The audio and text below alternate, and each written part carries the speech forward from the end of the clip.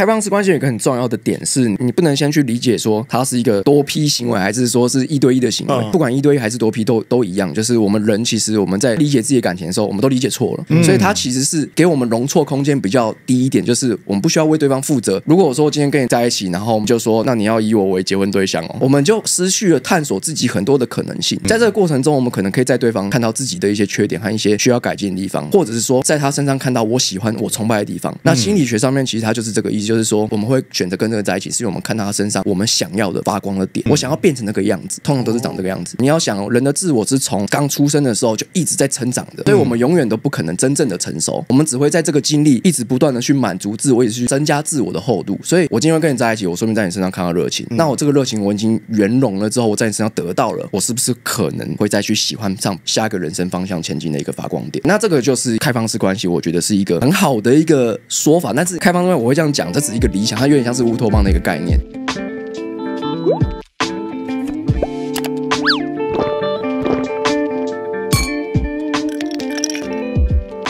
本节目由 ZOS 赞助播出 ，ZOS 软胖户不分长短1499。人生除了诉诉苦以外，我还可以带大家去吃喝玩乐哟，所以我就开了一个新的 IG 频道，还请大家多多支持，追踪起来，耶！人生不如意，十之八九，如果有事来喝杯酒。那今天喝什么呢？今天要聊的话题因为很炸，所以我要当一个不专情的男人。那我们今天来喝阿萨伊推出的大人饮品哦，大家来干杯 ，Cheers！ 我喝麒麟怎么办？人生啊！那欢迎来到人生小酒馆，这单元就要分享一些有感触的人事物的故事。我是你的人生好伴，我是小欧。Hello， 我是 King。今天这一集比较有趣一点，我们邀请了新的那个主持人。嗨，大家好，我是一类。Hello， 大家好，我是好久不见的华生。哦，我跟你讲，今天超开心的。我今天期待这一集，期待很久。玩 game 什么时候开始看？我看很久了，超久了。你看的时候有尼克吗？没有，你知道这群人尼克以前是玩 game 的，是对，是，但是那个是真的很早的，那个真的是很铁的才有办法可以知道这件事。我是那个时期就有看，那当然你问我是哪一支片，完全有点忘了，早就，但我记得有这件事情。然后后来就是到那个圣洁时离开，自己单飞嘛，后面就来不及了，滑下去了，拜拜了。还是先讲一下我们今天要聊这个话题，就是因为我们前阵子聊了一个直男的影片嘛，播出去的时候，其实有非常多的观众一直敲碗 take 他的男朋友说你看看就是你啦，怎么之类的。然后我想说哇，这样的话题其实是一个现在社会大众会关注的一件事情，所以我决定要聊个更炸的一个话题，就是最近网络上就是 Z 世代开始的年轻朋友在关注的一件事情，叫做开放式关系。要多开放？我先讲一下，其实我真的没办法定义什么叫开放式关系。King 你知道什么是开放式关系？我不知道。老妈你知道吗？不知道，老妈你知道？我是今天是抱着学习的态度来学习你们没错，我跟你的口号。我跟你讲，我们今天就72岁还有开放式关系，真的厉害啊！我就想说，今天要聊这么开放的关系，我们来一个什么老中青，对不对？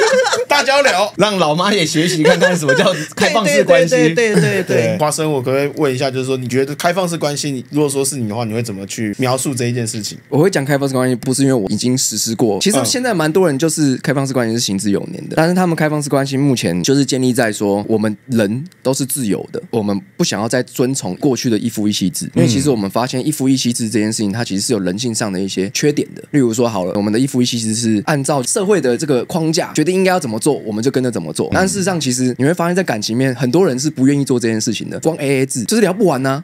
到现在你再找几个来宾，他们还是可以吵很厉害，因为永远聊不完，是因为他被限制在这个我们现在社会的一个道德观上面。像我妈那一代的，他们在谈感情的时候，为什么可以这么久？是因为我爸妈那一代，他们其实是在讲究责任的，他们责任感是很重的，就要追溯到更过去以前的那个我们对于婚姻一夫一妻是什么意思，是为了生存。那时候还有仗打，或者说我们那时候还要种田啊那种，所以我们是需要有人可以去保障这件事情的。所以其实一夫一妻制它是社会经营下来的一个结果。到现在为什么我们现在不适用呢？因为其实我们现在年轻人又没有那么多压力，我们整天找乐子，所以当你没有生存压力的时候，其实你会想要探索自己。那我觉得这东西它就有点像是我们到底在感情里面我们扮演的角色，这个东西是爱吗？例如说好了 AA 制，第一次约会我要帮你买单，就很 man 嘛，对不对？有些人觉得爱上我嘛，对不对？事实上你爱的不是我这个人，你是爱这你爱的是我的手段。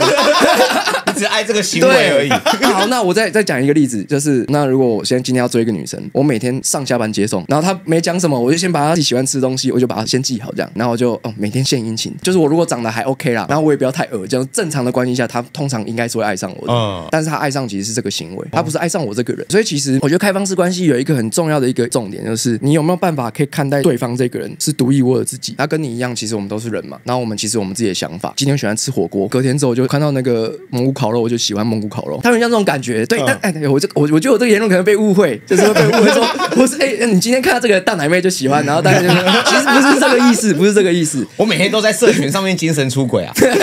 对，你看精神出轨，其实它就是一个，我们必须要理解说，我们人在精神探索上面其实还没有到我们可以知道说关系的爱是长什么样子的，对，所以才会跑出开放式关系。你看现在开放式关系很多都是夫妻他们在结婚久了嘛，没有在做爱，他们就搞个开放式关系，所以大家以为开放式关系是拿来做爱的，因为我还爱你嘛，我现在不想离婚，那我们性生活都没有了，不然随便找一个。但事实上其实这个不是开放式关系，这个有点像是我们为了我们这个1对1的夫妻关系，我们要解决这个问题，我们去想出这个办法，这个办法有用的话，现在早就不会有感情问题来讲的话，是找一个红颜知己的意思吗？我觉得比较听起来像是责任感。记得之前我好像看过一篇文章，在讨论的是情境式关系，他在讲的是说，包含发生了疫情，其实疫情过程当中有谈过恋爱，在疫情当中谈恋爱的人会很容易发生，就是你看你一整天都看不到他，那你到底爱他的是他的当初的行为，还是他的这个人在？那他就有说，随情境式关系最大的差别就是负责这件事。我跟你之间，我们并没有彼此的名分，比如说我不会带你去见我的朋友，但我跟你是一个有达以上恋人未满的那一种，但是我并没有想要对你负责，你也没有想要对我负责，我也不会干涉你的生活，但是我们两个就是在某种程度上满足彼此的这个以外的一个需求，所以他们就插在一个负责任。但我不确定这样的东西跟所谓的开放式关系会不会是对的，因为历世代经历过这件事情嘛，看我们过去哪有遇过什么3年见不到彼此面的那种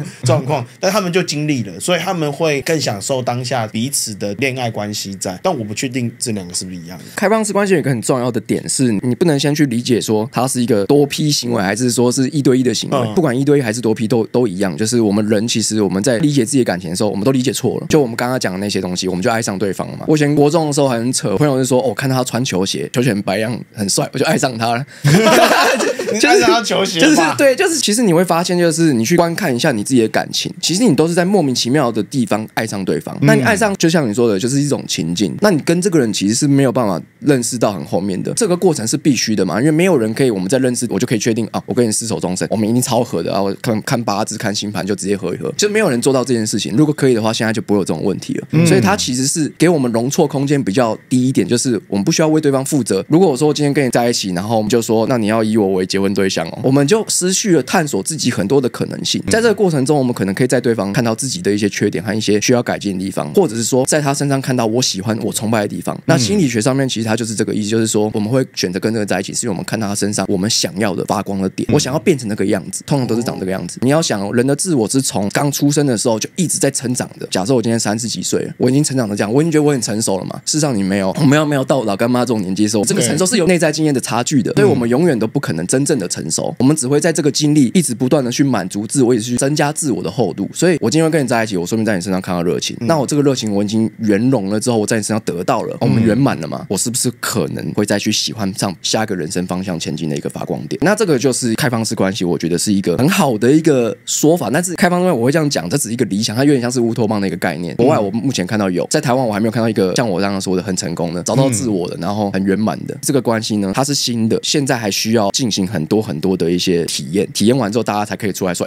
其实我做到了这样，然后跟大家讲说其实怎么样怎么样。但我会这样讲是因为我其实有在看到国外他们其实有例如说多边恋跟开放式关系是完全不同的等级了。多边恋的话，假设你们3个人在一起，你说我跟Elaine跟对，我们先不管身份，这蛮有趣的我们先不管身份，就是你们是相爱的，假设你是以你为中心，你是爱他们两个，你跟他们两个都是情侣，他们两个是没有关系的，那他们两个怎么办？以一般的关系来说，他们两个就顶多就是不见面没关系，你搞你的这样，不管你们之间是他们多边，他们是两个彼此也是认识的，甚至他们是爱对方的。但那个爱不是情侣的爱，也不是恋人的爱，他们是一种就是同袍的爱，就是在心理学上面的话，它感觉上是比较像是闺蜜那种感觉，所以他其实是认同对方的。他们三个人在相处在一起是非常 OK 的。这个关系要怎么去理解？就是假设你们这个三个人关系已经维持一段时间嘛，你们很爱对方，你们很喜欢你们一起的相处，但是你有一天你在外面又认识另外一个人，你就过来跟他说：“小欧，我其实有碰到一个我很欣赏的对象，我想跟他试试看。”他就离开了啊，这是有可能的。那他们在国外这件事是完全尊重这件事情的。所以如果你今天想要进入这样的关系的时候，你必须得放掉你的依赖还有占有欲。你光是依赖和占有欲，你这超难的，你一对一关系就已经没办法摆脱了，你更不需要去谈开放式关系了。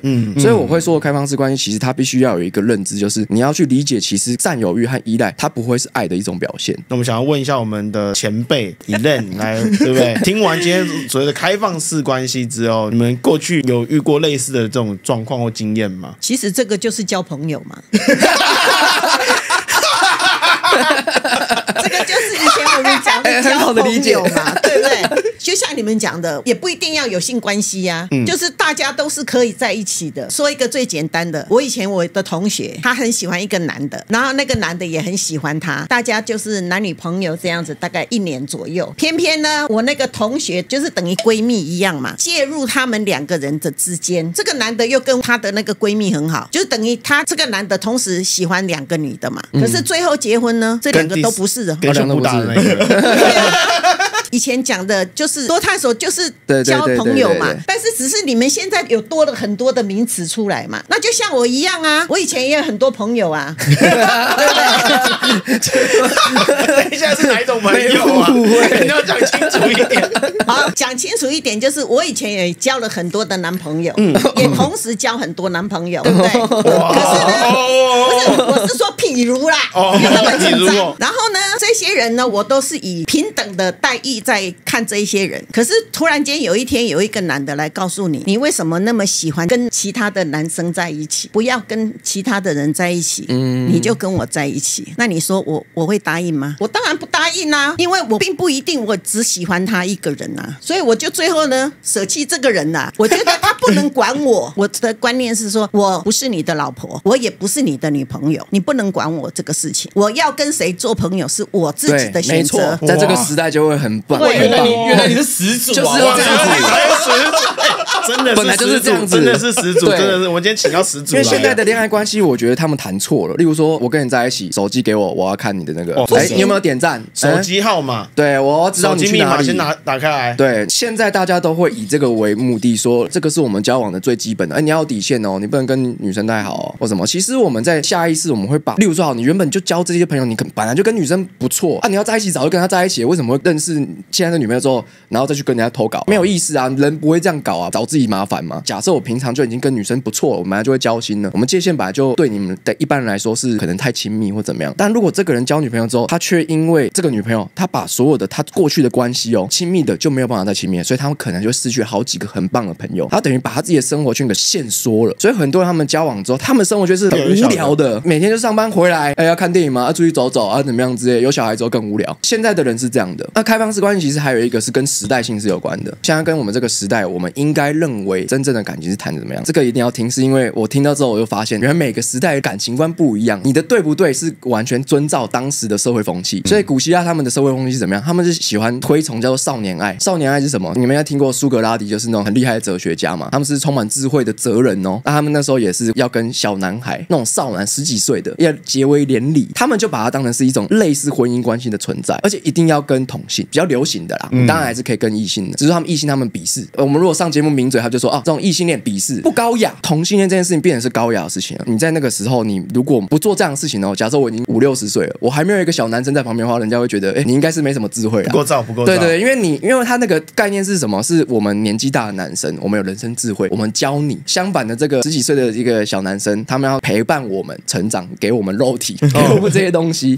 对，这是一个交换的感觉。对，所以其实你要去想，他们在那个时候连斯巴达他们也是一样，他们就是都流行这种东西。他们概念是认为就是这种爱才是最崇高的，就跟我们现在有点像婚姻关系是神圣的。他们这样的关系拿到我们这样的话，我们就会觉得好羞耻哦。爱这东西，它根本我们到现在其实还没有真的这么了解，而且一夫一妻制是这100-200年才开始真正去实行、完全实行这件事的。所以我们离这个关系我们还不太理解。我记得你那时候你有提到说，那时候有一个小男生喜欢苏格拉底的那段故事。我忘记叫什么名，他是美男子，反正他就是10几岁而已。然后他那时候就很喜欢苏格拉底但是苏格拉底呢，大家只要去查一下就知道，苏格拉底其实是一个长相蛮丑陋的，就形容啦，我不是人身攻击他，是每个真的都讲他很丑陋。对，但是苏格拉底是一个，只要读过他故事，就是他是一个脾气很硬的一个哲学家这样子，所以他其实最不推崇的是身体的肉欲。所以我今天如果要跟你谈这些东西的话，我鄙视这些东西。他认为这个精神上的这个层次才是最高的、最纯粹的爱。那个少男他就是还诱惑他脱光衣服这样子，然后跑到他床上去这样，然后就去故意弄他这样子，然后他也完全就是没有理他。后来这个男生他就觉得哇，干我美男子你怎么这样对我？然后所以他一方面觉得有点羞耻，一方面又觉得我好崇拜你哦。体质啊，美色诱惑不成功啦。所以其实你就可以知道说，为什么他们认为男性的爱是纯真的，是因为他们觉得身体这东西呢是比较低俗的爱，所以才会跑出不知道是爱情嘛。他的意思就是说，其实因为我们很常被这种欲望给带着走，我们会被这肉体给浸泡在里面。我们相反，我们不会去理解爱是什么。但是如果今天把这个身体丢掉的时候，我可以很专注的在这个精神上面。而且其实同性有一个好处，因为男生有时候我们在成长历练上面会有一些女生不知道的事情，那男生就会教你，有一个老男人他就会教你。所以我们需要一个人生导师。所以他们在那边其实都很会有思辨的能力，是因为他们有师徒制。所以他们这恋爱关系不只是一种夫妻情侣的关系，他们是有一种师徒的感觉，所以他带你去走上这个人生道路。对，所以我觉得起码比我们现在就是只是想要爽，其实好多了。我觉得他们好像更在意的是精神上的一个交流在。然后他们那时候还说，因为他们以前会打仗嘛，那如果说我军队里面全部都是同性伴侣的话，我超强。真的，你不会在战场上去背弃这个队。然后他们真的就是传说，就是有一个军队这样子，打遍天下无敌手。因为他们受伤，他们就是会去顾另外一半，不会丢下对方。爱的那个能量是，你们都知道，爱情是可以激发很多的能力嘛。就不是说妈妈可以扛起车或干嘛的。King 可以想象这样的故事吗？我很难想象。其实，在还没讨论今天这个话题之前，我以前就是开放式关系跟约炮大概就是一样的意思吧。后来我发现，今天听完好像感觉不太是像这样子的东西。对，人家有哲学道理多了。重点是我今天才知道，原来我妈是始祖。我有很多的男朋友，所以阿姨在这个时代就会很吃香了。我觉得他们在这一把年纪了，真的应该是可以叫做开放式关系。因为我觉得每个时期，其实我刚蛮认同的，其实是我们这个时候会在一起，跟明天、后天，甚至明年、后年。因为我觉得每个人在追求不同东西的时候，每个时期想要的东西其实也都不一样。那有可能我们今天会在一起，只是我从你身上看到我想要的东西，或者是我觉得我欣赏的东西。可是没有人可以告诉你明天会变成什么样子。他们会认为你这样讲的话，就你跟我说欣赏什么？那你10年之后都不能变哦。可是你人会成长的啊，你看的东西、视野、角度都会变的。那你能保证说你10年前喜欢的东西，你10年后还是一样这么喜欢吗？对啊，那个喜欢程度是不一样的啦。就是你出去环游世界，你看到新的东西多了，你会有别的热忱呢。对啊，这真的，我听过很多的朋友，他环游世界，因为当你在一个高山上，寒风，一个女生在你旁边，给你一个温暖在，你一定多多少会觉得哇，这女生好不错之类的，你直接爱上她。对啊，你会直接爱上他。就我上次讲的临近感啊。对啊，对啊，不太可能。这个是你们的想象，你们觉得说，哎呀，这个这样子就会爱上他。可是在我来讲，我不会。我觉得我的想法跟你们不一样。我喜欢就是喜欢，我不喜欢就是不喜欢。你对我再怎么好，我也不一定会喜欢这个人啊。我民国61年的时候，那时候参加救国团去金门，那个船是摇摇晃晃的晃到金门，我是一路吐到金门。我在船上有一个男孩子对我特别好，他看到我吐到这样子，他把我带到甲板上去，把我安顿好，然后他去帮我端饭，帮我弄什么呕吐袋什么的。可是我下了船，我对这一个人一点印象都没有。然后我同学就说：“那个是你男朋友吗？”我说：“不是，我不认识他。”他说：“他对你很好，可是我就不喜欢他啊，我不会觉得说你对我这么用心，我就会去喜欢你。你们在讲说他只要对你好，你就会很喜欢他，并不一定。”我觉得这刚好可以聊到那个我们时代的想法的不同。我发现到像我们上一代的，像我们看到很多感情片都长这样，就是我等你等到死，就我们会觉得这是一个很棒的一个爱情。所以其实我们会被这些，例如说我们在那个时代，其实我们认为感情应该长什么样子的时候，我们会被他推着走。所以变成说，其实我们在精神层面上面的时候，我们会认为这个是我们应该要得到的爱。结婚也是一种很神圣的契约，所以没有人会搞怪的。就算再怎么搞怪，你最后还是变成这个样子啊！我觉得这个是一种时代和一种我们对感情的一种理解。像我们现在很多年轻人，我们都会觉得说，好想要像父母一样，就是他们可以在一起这么久都没有分开。但是我现在随便谈一谈，我就被甩掉。我发现这个是一个我们世代的一个完全不一样的观念。我们现在这个世代已经不是在用那种方式去当成一个憧憬，我反而觉得是一个很烦的一件事情。你要跟我一辈子，不要这样好不好？我觉得这个是一个我们在选择感情的时候，我们会优先找到是现在很多年轻人他们都会觉得是你先来满足我们的内在需求，跟以前不一样。以前反而我们上一代父母没有这么计较的，我们不会计较那么多，那就是我们反正我们只要可以一起生活就好了，就比较单纯。那我们现在要求极大极多，现在就是有男生他们干脆不交往了，有一群男生是长这个样子，因为他们觉得女生要求太多了。我每次约会AA制刚刚被骂，我约会10个，我就破产了。我上班薪水全部拿来付了，我根本就谈不到，我说不定谈个1个月在一起我就没了。就是现在就是女性主义慢慢的升起嘛，觉得大家要讲求平等，有一件事情很重要是规则要先讲清楚。我们现在人都会注重在表面上的规则，但是其实忘了他的心理动机。其实这些心理动机有点像是说，像我妈以前就会规定我说10点一定要回家，那我10点没回家，她就觉得我是坏孩子，就是会骂我，会教训我这样。但事实上我真的是坏孩子吗？我们都会把这些规则去定义这个人，但是就是说不定这个人他完全就是只是个性跟你不一样，他觉得他自己理解的自在跟你理解自在和我们是一家人的状况是不一样的。所以情侣在一起的时候，我们就会认为你应该要满足我的情绪吧，这应该是我们在一起的一个基本的要求吧。那其实大部分现在的情侣都是男生比较喜欢牺牲，因为男生牺牲会觉得得到爱。那我觉得我不知道是不是所有男生跟我一样，是我可能跟我妈学的，因为我妈就是可能就看他为了家里的人，然后牺牲奉献，担任很多责任这样子，然后默默做，碗我洗这样子，我这样做这样，你肚子饿了吗？你看很多男生现在在照顾女生都长这个样子。你当每个人都长一样的时候，你就觉得这个是复制人，他没有在谈感情。你看聚会的时候，很多情侣他们只要是看起来不健康的因为现在女权比较畸形，所以女生讲话会比较大声一点，就看到男生在旁边就是默默做一些事情，然后玩手机，不然就听跟他朋友聊天，偶尔笑一下，这样，然后女生都会说没关系，他没差啦，他不 care 这样。你就会发现就是现在的情侣大部分都长这个样子，那这个东西就很明显就不可能是健康的爱情，因为没有任何一个人他天生就长这个样子的，对，再怎么内向的人他都不会长这个样子。所以是现在男生都被驯化了吗？对，男生是被驯化了。对，我跟你讲，暖男跟舔狗是不一样的。真的吗？就像那天我看5号，我就觉得他就是一个很暖的男生。他上次也讲他会选择结婚是因为他觉得一个女生牺牲那么大，都跑到小琉球陪他，也没有东西可以留给他，那与其这样干脆结婚呢，就等于是我名下的东西他也有嘛。先从对方牺牲的角度去思考这件事情。我们刚刚讲的那个是女生没有要牺牲任何东西，是男生要牺牲单纯的无条件牺牲。通常女生会觉得牺牲，因为女生通常会觉得牺牲，是因为女生跟男生有一个比较大的交往的一个条件是，我把我的青春岁月奉献给你了。男生有一个思维是，男生老了没差，你只要像我这个年纪的我30几岁怎么办？他说没关系啦。但是如果是女生30几岁，你看大家会怎么讲她？所以我其实不是在站男女，而是说我们要把我们现在在谈恋爱的关系的两性，在社会的价值上面来说，他们是长什么样子的？他们被什么东西给束缚住？他们自己没有看到，但他们很开心。例如说 AA 制，我帮你付钱这件事，其实这个是我们以前传统思想，男人要照顾女人的一种思想。但我们现代年轻人已经不是长这个样子了，还在用这种方式去谈恋爱，所以我们是用错误的旧时代的思维。那不是说旧时代不好，是因为旧时代和新时代他们有一个是没有办法避免的事情，就有点像是我们现在要叫 AI 说，你不要做，我们不要进入 AI 时代了，大家投票不要进入 AI 时代，也不可能做到。时代的推进是我们没办法阻止的，所以我们人和价值观、思维都一定会改变。那我们现在碰到了一个思维是剧烈改变的一个时代，如果再不用改变另外一种方式谈恋爱的话，其实我们会很痛苦。现在的很多就是结婚时候离婚或怎么样，很多这种新闻，干还要偷吃，然后还被抓到，还被骂。讲这个，我早上刚好看到一个东西，我们也可以讨论一下这个话题。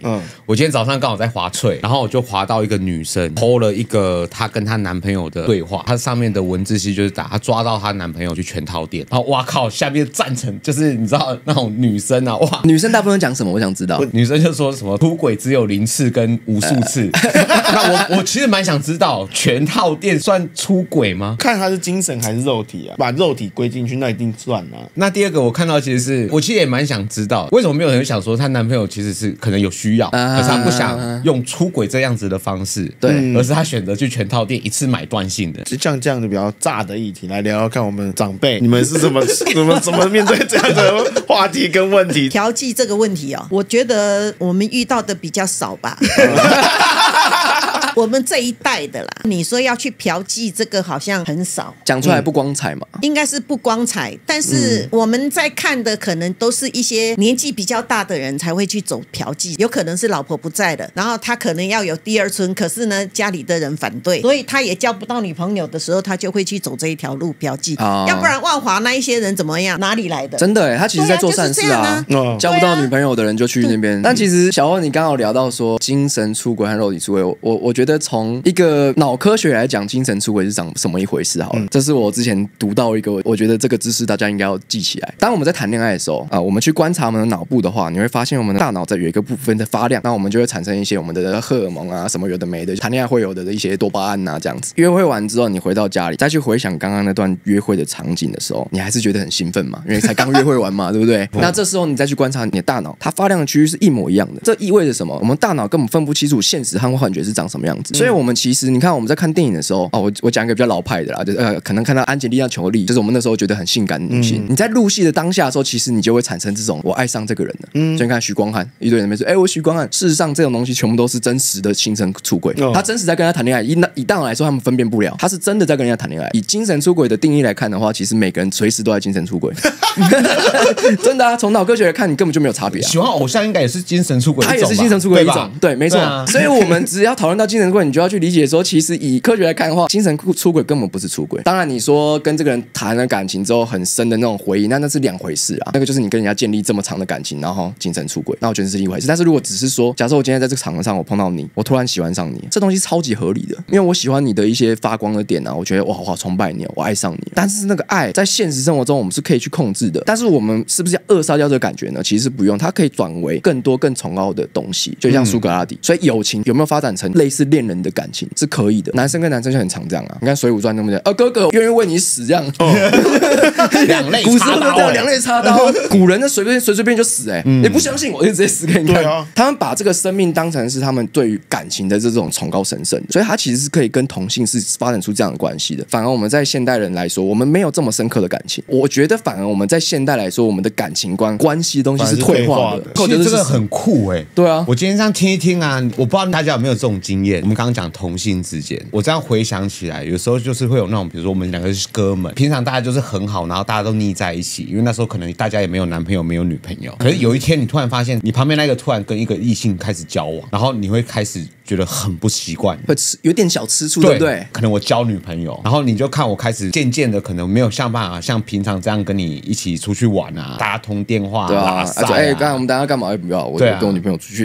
你其实会吃我女朋友的醋，其实这有点刚刚像苏格拉底讲，没错，其实这就是开放式关系的概念。对，我从小有一个死党，原来让我们经历过非常多的一些青春岁月，你已经习惯跟他陪伴，你下班一起去吃个饭，下班一起去做一些大家觉得开心的事，比如一起看片、耍个废、喝个酒，一起酒醉都没有差的那种感觉在。我们不用聊什么，我就滑我的手机，你也不用觉得我怎么样，或者是我可以在你面前做得很自在。反而是我觉得现在很多的男女关系，他们比较有太多的约束，我觉得这也有可能是因为他们这个世代的人，他们接受的东西比较多，一口气要你去接受这么多的东西时，其实你很难去消化的。反而是一开始就接触到这样的人，比如说就什么说 Z 世代，其实开放式关系某种程度是 Z 世代最流行的一个名词在。那所以他们睁开眼睛时就已经有手机的时代了。对他们来说，这种东西是比较觉得是很正常的一件事情，反而是我们没有经历过这件事情。像刚刚 King 说的那个，我觉得他其实是一个很好的举例，是因为你可以在那个时候感受到，其实你们虽然是朋友但是在吃醋的那种感觉跟恋人没有什么差别。对，然后自己怀疑自己，根本没有差别。对，你是不是喜欢男生？对，那时候突然怀疑，干我在冲他小啊。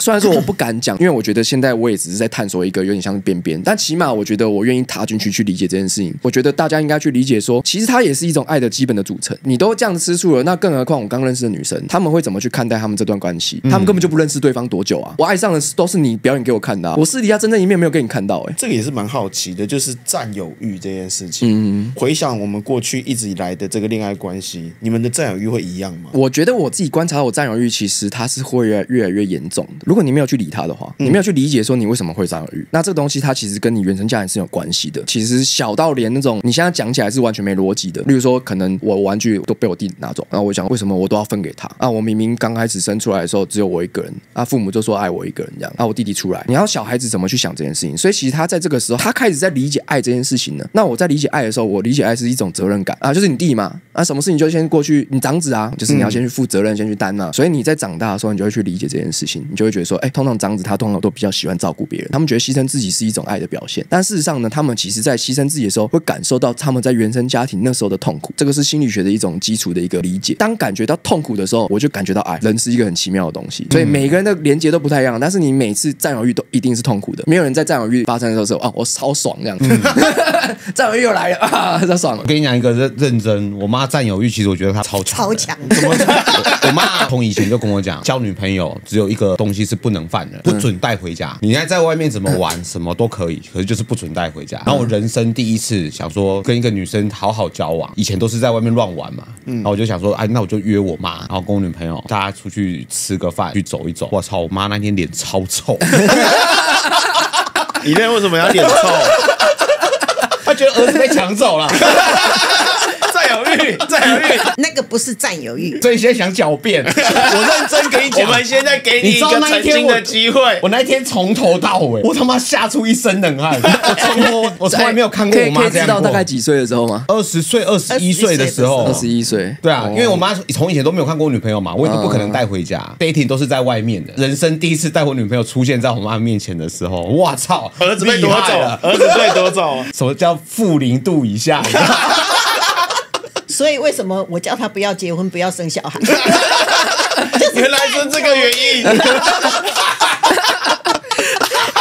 现在终于揭开谜底了。哦，我快笑哭了。我觉得很合理耶。你知道，我不知道每个妈妈是都这样，但像我妈你就感受得到，她其实为了这个家牺牲付出这么多，她为的是什么？她一定有一个理念嘛。没有人可以单纯就是我喜欢吃苦就这样干。她在吃苦，在牺牲，她一定有一个生存的信念，可能是她的妈妈、她爱的老公，或都有可能。但是最多的一定都是放在自己的子女身上。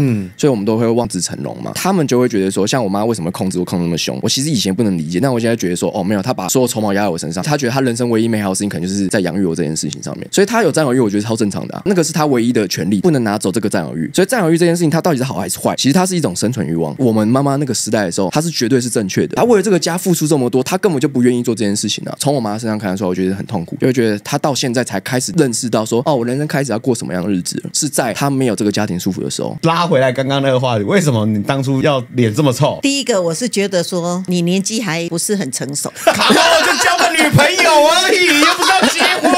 交个女朋友可以，但是呢，突然间那个出现的时候，我就不知所措，你懂吗？你要理解一件事情，因为她也是第一次当妈妈。对，没错，她也不晓得怎么去面对这个情绪跟她的这个状况。突然儿子带一个女朋友回来，突然不知所措，突然不知道该怎么处理。我不是跟你说不要带回来吗？你给我带回来。对，你说的没有错。我觉得跟他讲一个重点，你看为什么会有恐龙家长这个词？妈妈那个时代是没有这种词的，大家都觉得说，小孩子教打，没有打是不是？你应该是没有认真教。其实我们以前是被打过来的啊，所以我被打的时候我也不觉得怎么样。但是为什么现在为什么会有什么恐龙家长？是因为大家对于这个爱的定义不一样。所以那个时候是因为第一次。对呀。突然间告诉我说你带一个女朋友出来，我以为是你要带我去吃饭，我哪知道又有另外一个人。所以重点是你有跟妈妈说你要带一个女生吗？我记得我好像有跟她说，没有，看起来好像是没有。原来问题在你身上。但是他都说不要带回去，你为什么会想要带回去？我没有带回去啊，我带他们出去啊。他是约我出去吃饭啊，然后到了那边，你突然间看到，你不是约我吃饭吗？你怎么会多一个人在这里？你是要我去认同你这个女朋友呢，还是说你只是要介绍让我知道而已？在我们当妈妈的心里面，在想的时候，只想说，你今天会介绍这个女孩子给我，就是表示你已经认同这个女孩子了嘛？懂意思。所以你才会带给我看嘛。我们其实只是想做好时间管理，又要陪你吃饭，又要陪他吃饭，看这2个一起吃就好啦。想法就不一样嘛。对，我认为是你认定了这个女孩子，所以你才会介绍让我知道这个女孩子嘛。你可能就是说啊，2个吃饭先熟悉一下，那你将来呢要结婚的对象就是这一个嘛。哇，你们想好远哦！不是，这个是所有的妈妈都这样子想。你会让她认识这个你的时候，就是你已经认定她了，你才会让我们知道嘛。那我为什么叫你说你出去外面怎么花都没关系？因为你没有认定她，所以你怎么玩都没关系，你不会让妈妈去知道嘛。那你一旦介绍给我知道的时候，我就是觉得你就是认定这个女的了嘛。妈妈也是时间管理啦，不要浪费那么多时间啦。没有认定的不要找了，不要过来啦。你不要打扰我的时间，我时间宝贵。没有要结婚，那带给我看，不要带来啦。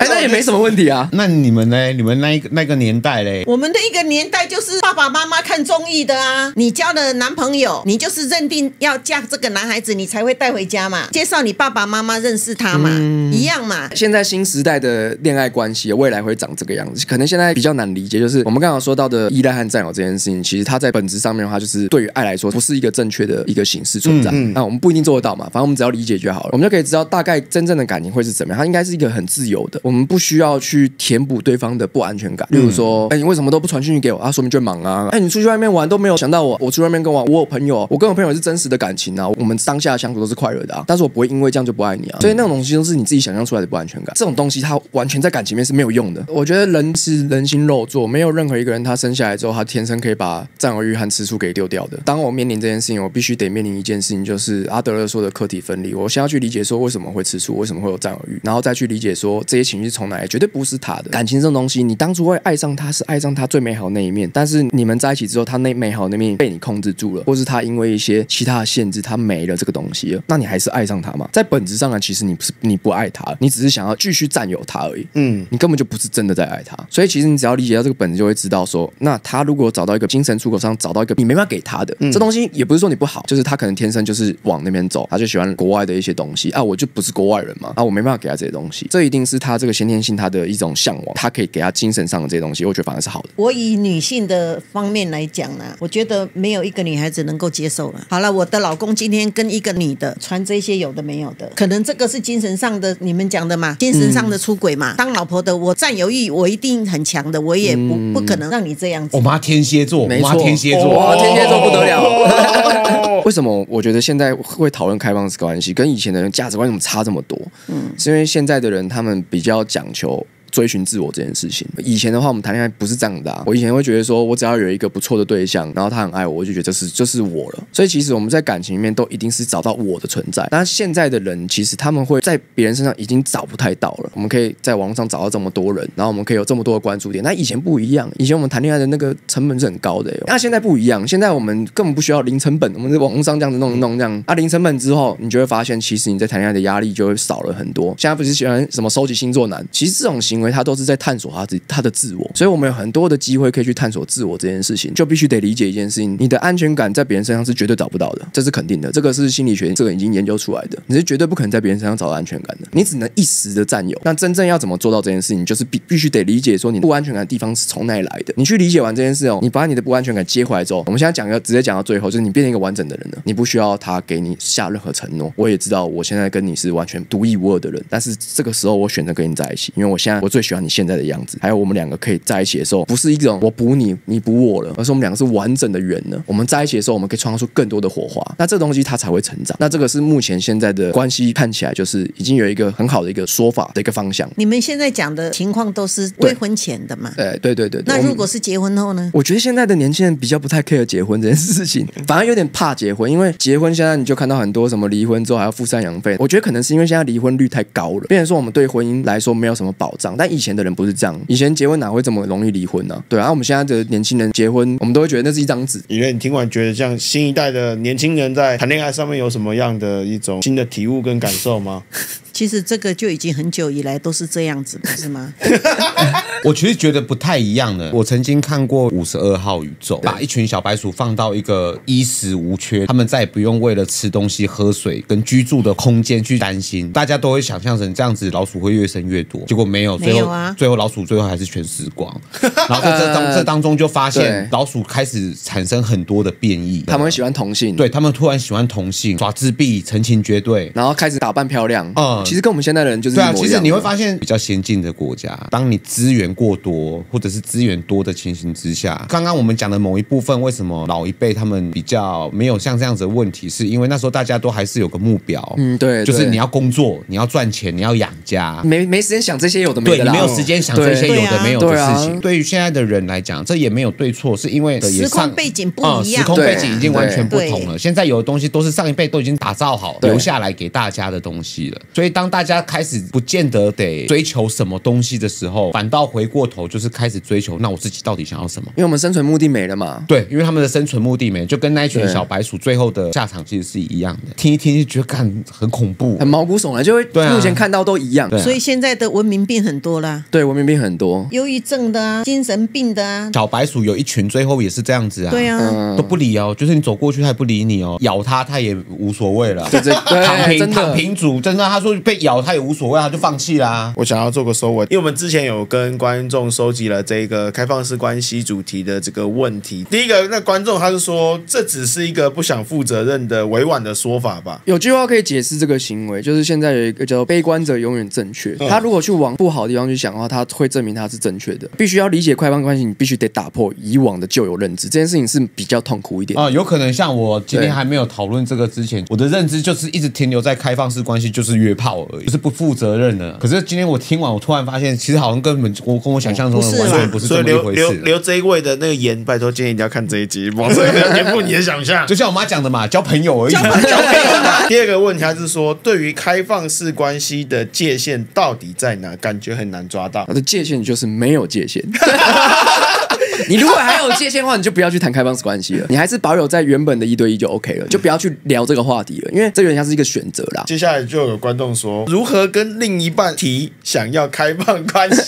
这个是个好问题。你知道，我真的有很多朋友都默默在想这件事情。我不讲，他们都觉得说，都看起来好像都很好哦。我一讲，他们说啊，什么意思？开放式关系到底可以怎么样？全部都在理解这件事情，因为我就发现他们好像在旧有关系里面太多的痛苦了，然后没办法解决。然后这件事情，我其实有去听那个咨询师，他们对开放式理解有一个很好的一个论述，就是对于我们现在的人来说，是一个出口没有错，也是一个我们必须要去探索的一个方式。开放式关系对我们现在是极限运动，我们其实一般人是负荷不了那个运动量的，所以一定都是失败的。但这失败不代表什么，起码你有去试嘛。运动就是长这个样子啊。好，接下来有网友问说，不开放的都源自于对自己以及别人的情绪勒索。不开放是因为他还想要留下那个情绪勒索的责任在，他想要留有这个权利，因为1对1就是这样啊。我还想要有控制你的权利，依赖你的权利，占有你的权利。接下来有网友问说，要开放关系的话，为何不分开各玩各的？这是一个好问题，这也是我一开始的时候我一直在去思考的，就是这个问题。我觉得这东西它有点要打破你的线性思考。真正的开放式关系是不能被所有的束缚住。其实你还是可以用开放式关系去谈1对1关系，只是说你不能用原本就有的1对1关系去限制对方。因为像是说男女朋友在一起久了之后，男生多少都会有一种我义务性的做一下，我做这样子女生会开心。事实上男生不一定会喜欢做这样的事情。刚好提到一个是说，其实有时候男生他们会下意识的当暖男，那是因为他们自己想要当暖男。但是如果我们今天被限制想要当暖男，其实那个暖男已经不是暖男了。你打破框架之后，其实你就可以自由的去跳到1对1和开放式，根本就不管你，